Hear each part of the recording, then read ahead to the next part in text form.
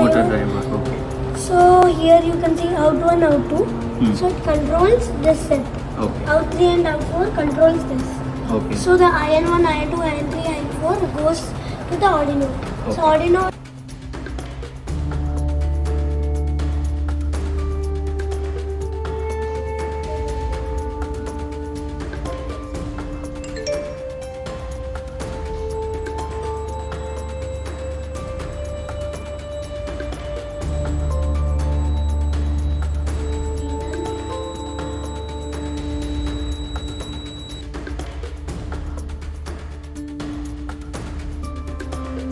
Detects and gives the signal and buzzes this out. So it's very easy code. Can you see? So whenever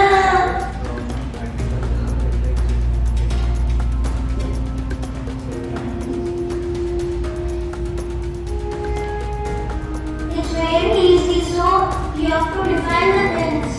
Suppose example